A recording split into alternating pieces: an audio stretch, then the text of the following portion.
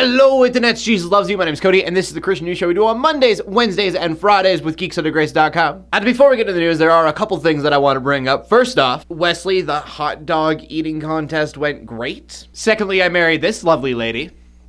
I got the ring to prove it. And if you want to help support the show, you could either share this video or over here, you could do it financially if you'd like to. Wedding gifts are completely acceptable. And today I wanted to start with a pretty cool statistic I saw. And that's simply that 100 seminaries have seen a rise in enrollment. And for some of these schools, that increase has been 50%. Now, definitely take what I'm about to say with a grain of salt because it's obviously opinion. But we've talked in the past about the decline of Christianity in the United States. And I think this gives evidence to what I've said before, which is that with Christianity declining, more people are taking their faith seriously. I think we're seeing a lot less Christians becoming Christians because their family said so, and more because they've actually seen the light. Next up, I want to talk about a couple who lost their homes in Hurricane Sandy. They moved to Connecticut, got a trailer house there, did what they could, but they just won the lottery, $180,000 after taxes. The couple says they don't look at it as money, they look at it as a new home, a new start. But I really love what they said, and that's why I'm bringing this up, and that was that you have to keep the faith even through hardships. And so here's the thing with me. I've always felt kind of weird with the thought of God provides. I mean, when you start to think about it, you have to ask the question, why is he providing for one and not the other, and definitely not equally? But take me, for example. I am making like no income right now, trying to follow what I hope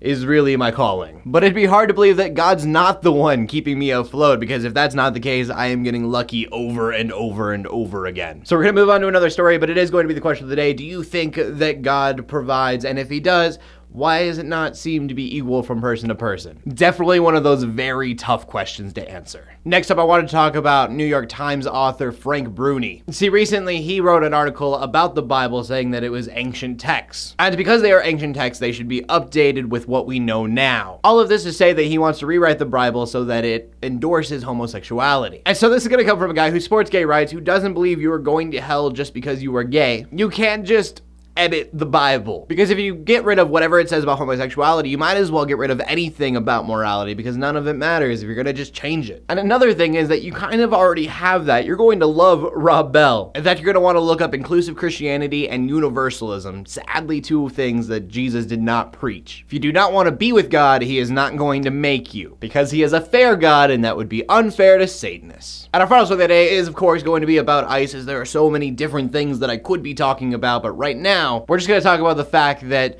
the United States sent food donations to Syrian refugees, and ISIS decided they were going to intercept all of it and then burn it. And at first, I was angry. I am always angry when I read something about ISIS. But right now, I'm just asking the question, how can they be so stupid? I mean, you could have taken some of the food for yourself and used it for your own people. But because it's from the West, you're going to burn it? That is some North Korea stuff right there. Hopefully, you don't fax threats to people as well. As always, I really don't have too much to say on the topic when I read stuff like this.